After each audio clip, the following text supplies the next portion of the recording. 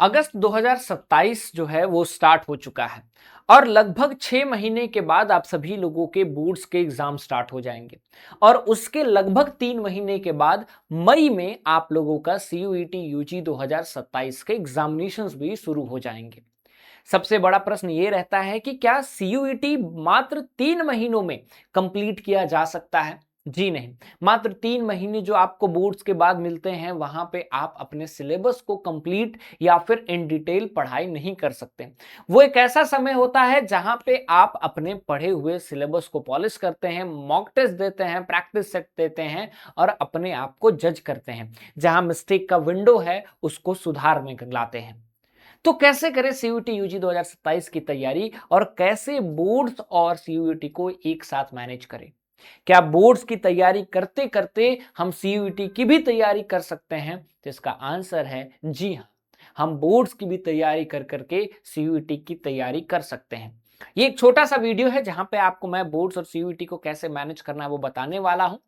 ये वीडियो आपके लिए बहुत ही इंपॉर्टेंट है और आप किस बोर्ड से हैं और सीयूईटी में किस कोर्स को टारगेट कर रहे हैं कमेंट सेक्शन में जरूर बताइएगा। नमस्कार, स्वागत है आपका हमारे इस ऑनलाइन लर्निंग प्लेटफॉर्म बेसिक शिक्षा पे। मैं अमित तिवारी आप सभी का ह्यूमैनिटीज डोमेन मेंटर एक बार फिर से आपके इस प्यारे चैनल पे आपका स्वागत करता हूं। अगर चैनल पे नए हो तो सबसे पहले चैनल को सब्सक्राइब कर लो क्योंकि यहां से यूनिवर्सिटी तक का रास्ता हम आपके लिए आसान बनाने वाले हैं।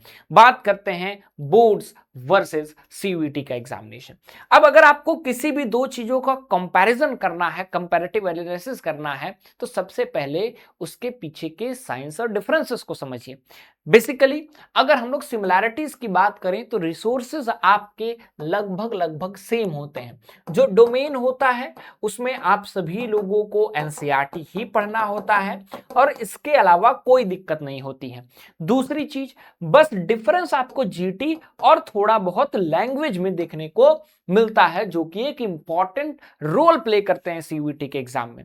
तो अभी आपको क्या करना है? अभी आपको इतना ध्यान रखना है कि आप इस एनसीईआरटी में, चाहे साइंस हो, आर्ट्स हो, कॉमर्स हो, इस डोमेन की एनसीईआरटी में इतनी तगड़ी पकड़ होनी चाहिए कि जब आप सीयूईटी का एग्जामिनेशन देने हॉल में बैठे और जब आप बोर्ड्स का एग्जामिनेशन देने हॉल में बैठे तो आपके पास कम से कम 10 रीडिंग इसकी होनी चाहिए। मतलब कि 10 बार आपने इसको अच्छे से पढ़ लिया है हर एक चैप्टर को। बहुत समय है, 6 महीने बोर्ड्स में, 9 महीने आपके सीयूईटी में। इसमें आपको एक चैप्टर को 10 बार कम से कम पढ़ना, पूरे बुक को 10 बार पढ़ना है। ठीक है, अब ये पढ़ करके आपको सीयूईटी का एग्जाम देना है और एक भी आपका क्वेश्चन वहां से नहीं छूटेगा। तो आपको मास्टरी करनी है किस पे? एनसीईआरटी पे। दूसरी चीज, कंसेप्ट आपके लगभग सेम होते हैं। अगर डोमेन पढ़ रहे हो तो वही तुमको जो बोर्ड्स में पढ़ रहे हो सेम एग्जैक्ट आपको सीयूईटी में पढ़ना है। ठीक। दूसरी चीज, सिलेबस भी डोमेन का सेम होता है, इसमें कोई डिफरेंस नहीं होता है। जो आपका बोर्ड्स का सिलेबस है वो भी यहां पे। डिफरेंस कहां पे आता है? डिफरेंस आपका आता है जनरल एप्टीट्यूड टेस्ट और लैंग्वेज में। यहां पे आपको पड़ती है जरूरत हेल्प की, यहां पे आपको पड़ती है जरूरत गाइडेंस की, क्योंकि जीटी के लिए आपको डेली मिनिमम 1 से 2 घंटे देने पड़ेंगे। जीटी इतना टफ सब्जेक्ट हो जाता है कि इसमें बच्चे स्कोर नहीं कर पाते। 160 170 नंबर बच्चे जब स्कोर करते हैं तो वो बहुत ही अच्छा माना जाता है।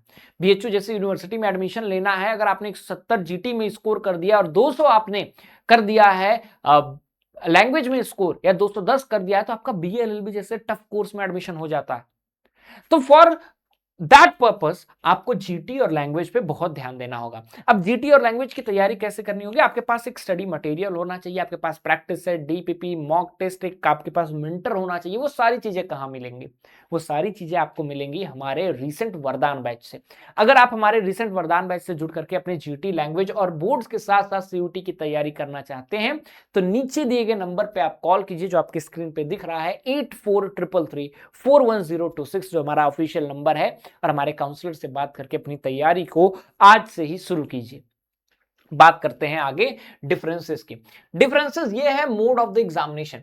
जहां सीबीटी मोड आपका एग्जाम कंडक्ट होता है सीयूईटी का, वहीं आपके सब्जेक्टिव और ऑब्जेक्टिव में बोर्ड्स के एग्जामिनेशन कंडक्ट कराए जाते हैं। तो ये एक डिफरेंस हुआ मोड को। दूसरा, टाइमिंग ऑफ द एग्जामिनेशन। जहां 6 महीने के बाद फरवरी और मार्च में बोर्ड्स के एग्जामिनेशन कंडक्ट कराए जाते हैं, वहीं मई में आपके सीयूईटी के एग्जामिनेशन कंडक्ट कराते हैं। बस लगभग 3 महीने का गैप रहता है और किसी किसी बोर्ड्स में तो 1 महीने का ही गैप रहता है। सीबीएसई के बच्चों के लिए तो मात्र 1 महीने का गैप रहता है। अप्रैल में खत्म होता है, मई में आपका एग्जाम आ जाता है। ठीक है, जहां पे फरवरी में खत्म होता है बोर्ड्स, वहां पे आपको थोड़ा ज्यादा समय रहता है। उसके बाद स्ट्रैटेजी दोनों का अलग रखना है। बोर्ड्स के लिए आप जो है 6 मार्कर हो या 8 मार्कर हो, उसके लिए सब्जेक्टिव पढ़ाई करते हैं और आपको सीयूईटी के हर एक लाइन से कितना एमसीक्यू बन सकता है वो ध्यान देना होगा और इस तरह से आपको आगे पढ़ना होगा। तो वो कैसे पढ़ सकते हैं, आप हमारे साथ जुड़िए और इन डिटेल हम आप सभी लोगों को बोर्ड्स और सीयूईटी की पढ़ाई साथ में बैच में कराते हैं। तो जो भी बच्चे अगर ह्यूमैनिटीज डोमेन से अगर आप हैं, हम जुड़ते हैं, तो मैं आपको एश्योर कराता हूं कि ज्यादातर तो मैं आपको बहुत ही अच्छे से इन डिटेल, चाहे बोर्ड्स में कैसे क्वेश्चन पूछे जाएंगे, सीयूटी में कैसे पूछे जाएंगे, वो सारी चीजें प्रोवाइड करता हूं। ठीक है, बाकी will meet in next video and till then उम्मीद करता हूं ये वीडियो आपके लिए हेल्पफुल रहा होगा। Till then thank you so much.